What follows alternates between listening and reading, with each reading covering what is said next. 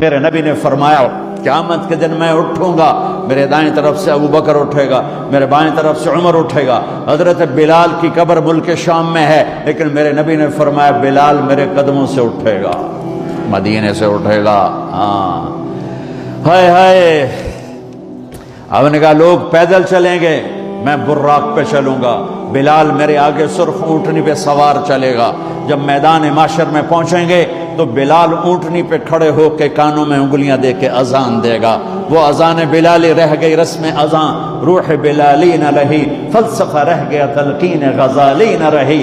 وہ اذان بلالی ہم سب سنیں گے جب کہیں گے اشہد ان لا الہ الا اللہ، تو سارا میدان معاشر کا مرد عورت کہے گا سچ کہہ رہے ہو۔ جب کہیں گے اشہد ان محمد رسول اللہ، سارا میدان معاشر کا مجمع کہے گا سچ کہہ رہے ہو۔ اس دن بلال کی اذان سننا، وہ غلام ہو کر محبوب ہوئے، حبیب ہوئے، پیارے ہوئے۔ جب ہائے ہائے ظہر کی نماز کی اذان دینے لگے، اللہ کے نبی کا انتقال ہو چکا ہے، جب اشہد ان محمد پر پہنچے تو روتے روتے روتے آواز بند ہو گئی، اور جلدی سے اذان پوری کر کے نیچے آئے، کہا آج کے بعد قسم اٹھاتا ہوں اذان نہیں دوں گا، میرا نبی نہیں ہے تو اذان بھی نہیں ہے۔ اور حضرت ابو بکر سے اجازت لے کر جب وہ خلیفہ بن گئے، جہاد پہ چلے گئے، 6 مہینے تک آئے نہیں۔ لاکھوں صحابہ جہاد میں گئے، کسی کو میرے نبی خواب میں نہیں آئے، صرف بلال کو آئے۔ بلال یہ کیا بے وفائی، ہم سے ملنا ہی چھوڑ دیا، ہمارے پاس آنا ہی چھوڑ دیا۔ آنکھ کھلی تو ان کو یوں لگا جیسے اللہ کے نبی زندہ بلا رہے ہیں، یا رسول اللہ میں آ گیا، یا رسول اللہ میں آ گیا۔ اور اسی وقت اونٹنی کو بھگایا۔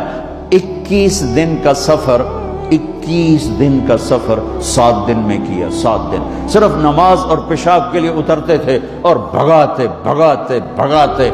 8ویں دن جب مدینے میں پہنچے تو آتے شور مچایا، یا رسول اللہ میں آ گیا، یا رسول اللہ میں آ گیا۔ ان کے ذہن سے نکل گیا کہ آپ تو دنیا سے جا چکے ہیں۔ جب مسجد کے قریب پہنچے تو پھر تڑپ اٹھے اور چیخنے لگے کہ آپ تو ہیں ہی نہیں۔ پھر گئے سیدھے قبر پہ جا کے یوں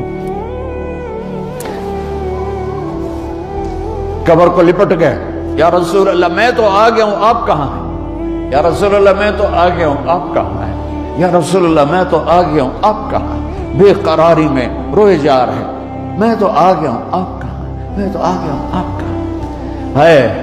نماز کا وقت داخل ہو گیا۔ کون سی نماز تھی اللہ ہی جانتا ہے، اور سب کو پتا تھا بلال نے قسم کھائی ہے کہ اذان نہیں دیں گے، لہذا کسی کو جرت نہیں ہو رہی کہ بلال سے کہیں آج اذان بلالی سنا دے۔ تو چند صحابہ کو خیال آیا کہ نبی کے نواسوں کو سفارشی بناتے ہیں، حسنین۔ آپ نے فرمایا میری آنکھوں کی ٹھنڈک حسن اور حسین، میرے جنت کے پھول حسن اور حسین۔ آپ ان دونوں کو اٹھاتے اور دونوں کو سینے سے لگاتے اور کہتے ہیں اللہ میں ان سے پیار کرتا ہوں، تو بھی ان سے پیار فرما، اور جو ان سے پیار کرے ان سے بھی پیار فرما، اور جو ان سے بغض رکھیں ان سے بغض رکھ، جو ان سے نفرت کریں ان سے نفرت کر، جو ان سے پیار کریں ان سے پیار کر۔ صحابہ آئے بچوں کے پاس، حسن حسین، کہ بچوں آج کسی کی نہیں چلے گی، تم بلال سے کہو اذان دے۔ تو یہ دونوں ننھے منھے بھائی، حسن 7 سال کے، حسین 6 سال کے، 10 مہینے کا فرق تھا دونوں بھائیوں۔ چچا ایک درخواست، کہ میرے ماں باپ آپ پہ قربان، آپ درخواست کیوں کہہ رہے ہیں؟ آپ امر کریں، آپ حکم کریں۔ کہنے لگے جیسے آپ ہمارے نانا کے لیے اذان دیتے تھے آج ہمارے لیے دے دو۔ تو ایک دم وہ رونے لگے بلال، کہا ہے میرے بچوں میں نے قسم اٹھائی تھی کہ میں اللہ کے نبی کے بعد کبھی اذان نہیں دوں گا، لیکن تم پہ تو ہزاروں قسمیں قربان ہیں، میں اپنی قسم توڑتا ہوں اور اذان دیتا ہوں۔ جب وہ چڑھنے لگے اس بی بی کے گھر، قریب ایک انصاری عورت کا گھر تھا جس کی چھت پہ چڑھ کے اذان دیا کرتے تھے، تو سانس رک گئے سب کے، آنکھیں پھٹ گئیں، اور وہ یوں منظر دیکھ رہے کہ آج بلال تو ہے، محمد مصطفیٰ نہیں ہے۔ آج اذان بلالی تو ہوگی لیکن محمد مصطفیٰ کی جھلک نہ ہوگی۔ جب ان کانوں میں انگلیاں، جب انہوں نے اللہ اکبر کہا